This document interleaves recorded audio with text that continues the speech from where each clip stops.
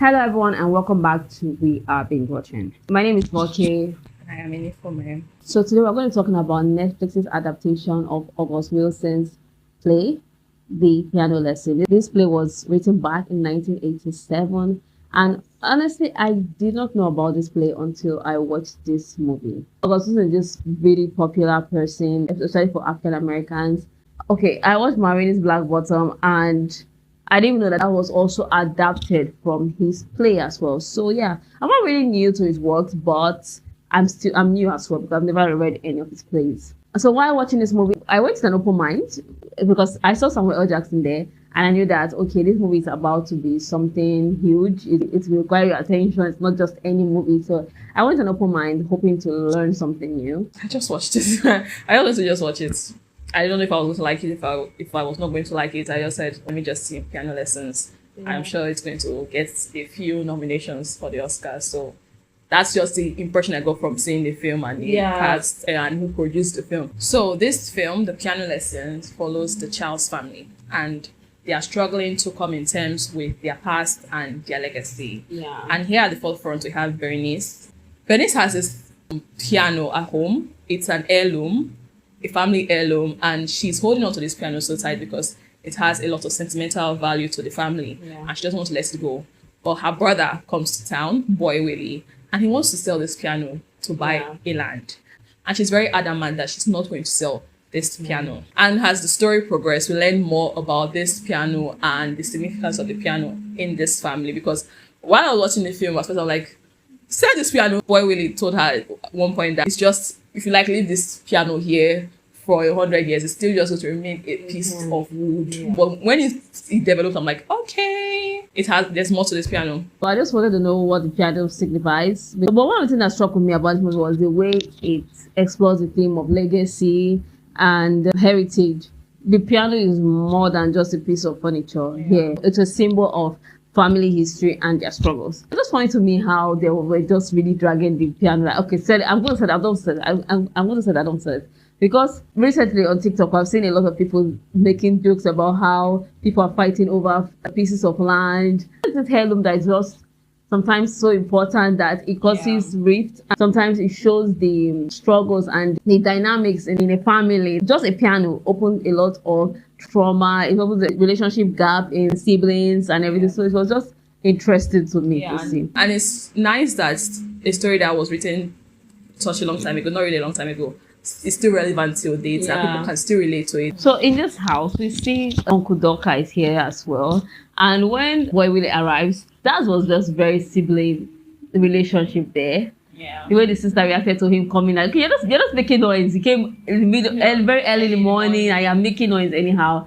And like we said earlier, the piano just showed the relationship dynamics, because this woman, she was in Mississippi as well. Then she went to Pittsburgh to stay with her uncle and with her child. And her child's father lost his life as well. The lady had a different view of how she saw their parents. While Boy Willie saw his father telling him about land and some kind of important things, she saw her own mother's side of the struggle.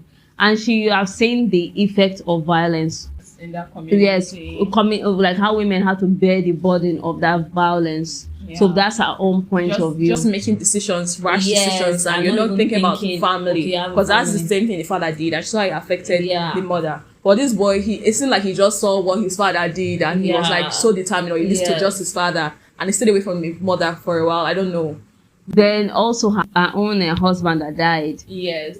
Now she's a single mother. So she just really wanted all of that bullshit away from her, but still she don't want to give away the piano. Her brother is okay, let me sell it, then we can buy a land, then we don't have to be under anybody. Had these very tall dreams for a black male at the time. Who was your favorite character in the movie? I don't really have a favorite character. I think Bernice, because she was somebody that I feel like before this time she kept her opinions to herself, her struggles, she just kept building things in there, and when she snapped or when she just tried to speak, people were like, oh, Bernice, why are you so difficult? And it's not really that she's trying to be difficult or be a wicked person. She's just from her own experience, that's what influences her decisions, and it was nice. I like the uncle a lot. But Uncle Daka was very relatable here Yeah. because just sometimes you're just like, carry your foolishness away from me. Most of the time, it was just There's really no need for this interesting. argument. Yeah. And even though he had a huge part to play in this piano, He did not act he like not he had care. a Like, UDS. or like his other brother that was like, no, although the brother was not dragging the piano, he wanted a share from the piano or whatever.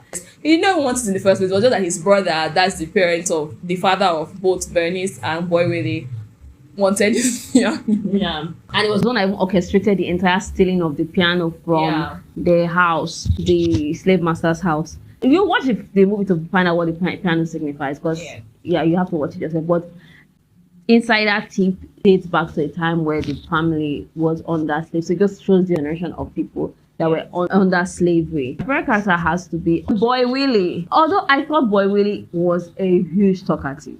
Yes. He talked talks who was just a lot. He just kept on talking. Anytime he came on scene, he's always talking. Yeah. It got to a point, I was always looking forward to him in a scene. Side at the beginning until I learned what this piano signified. Yeah. But I was always looking forward for him to talk. Like, No. okay, what do you have to say, Boy Willie, now? You're always shouting and you're always talking, please. It was- I don't think okay, yeah, my favorite scene has to be the part where the uncles and Boy Willie and Lyman were singing. I did not expect that song to come on and they were just tapping and hitting their feet on the floor. It was really, that's my favorite scene. That scene was energetic to me. I liked it. I was expecting singing. I was expecting singing out because I did not have because I don't have any knowledge of the play. I was expecting piano lessons, so I was expecting music. Yeah. They expected music. However, I don't know, this movie, every scene I criticized at the end of the day, or like I said, Boy Will is my favorite, although I thought it was talkative. There's just this contrast or this irony in my favorite things. But my favorite scene, it has to be the end. She was calling on her ancestors. I felt I had chills in that place. Although I did not like it at first. I was like, I didn't like it. oh, especially when it started, I was like, I beg. I know that, okay, calling your ancestors, calling the ancestors to come and help now, okay. But I felt chills watching that scene. I liked it. I was fighting it like, okay, I don't like the scene, but I just happened to like it. I happened to like that, okay, people came, the spirit she evoked, they came and they fought for her. So it was just trying to show that, okay, a lot of African spirituality have been termed evil over time. So I never called it voodoo instead of hoodoo. I felt chills while they were singing, but the chills meters went higher in that end scene. And that's just the scene where she was pressing the piano. And they did a beautiful thing with the camera where they were showing I don't know what it's called, behind the piano where the keys hit and everything. So you are really seeing the force, or I don't know how to explain it, but the camera work there was nice. I'm not expecting any paranormal elements. Me too. So I was shocked that from the moment where she started saying Stutter's Ghost, I'm like, And I feel like this film, it took a lot of time. After she saw Stutter's Ghost, it took a while before we saw Stutter's Ghost again. Yeah. And then we saw Stutter's Ghost again. A paranormal element yeah. here. I was really interested in seeing that part of the story because I found it very interesting seeing these things in movies. So I feel like it took its time. When they showed Stutter's Ghost, I was very happy because I didn't expect it. Yeah. So I was very happy that, okay, paranormal, okay, let's see what happens here. They already introduced Stutter in the dialogue that, okay, Stutter is this very big man, white man that was thrown into a world, and they said the ghost of the yellow dog was one that did that. So there's this myth or this story that's really going on around that world. So it was interesting to me. I liked it. I liked the addition, although I felt like it was weak at the end. My favorite scene is the scene where she was just playing the piano at the end. Then for the other side, that is the ghost was now attacking. I didn't really, at that time, I was like, okay, I was not really into the ghost anymore, but I didn't know about the piano. The entire family drama already surpassed any other paranormal thing that's going to come up. So I didn't really feel that end. So this is Malcolm Washington's directorial debut. What do you think? And he also co-wrote the script for this screenwriting. Yeah. So I think he did very well in the directing. It's interesting. I like how they use camera, especially. I like how they use the camera. In their analysis of the movie, it's still on Netflix, you can watch it after watching the movie. They talk about how they made the camera seem like it's a dance. That was the first time I noticed that, okay, these people are just really using this camera work well. Especially when Bernice was getting out of bed at the beginning, they already hooked you with that. Okay, she was getting, I said, who is this Bernice that's coming down the stairs? She just coming down furiously, and it was just interesting. I like how they used a lot of elements to it. And later on, it made sense to me when I went browsing. I thought it makes sense now to find out that it's actually a play, because the movie there was a lot of dialogue. What's really changed in this movie? I don't think I'll change anything. Maybe just pick up the pace a little bit. I think the dialogue was too much. I think there's a lot of dialogue. I know that it was adapted from a play, so I know that at time they were like, okay, they had to use cameras to explain some things to us, and sort of because it was a play on stage. But for me, at a point, they talked too much. Going for stars, it's a good story. It's still relevant till now. People can still relate to Yeah. it. Great acting. It's just that pacing. I don't like anything that takes a lot of time for me. I also give it 3, but because it's just okay for me. But I think that would be an insult to the movie and the how graceful the characters and the cast are, the sets, the camera work. So I'll give it a 4 out of 5 because yeah, they did a thing here. They tried.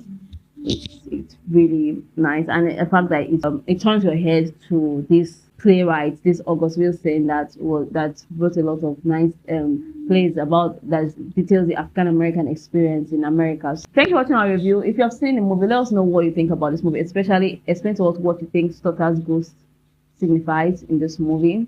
Yeah. We'd love to hear from you, please, because we're a little bit confused about that one. Then do not forget to like, share, and subscribe to our channel. Goodbye.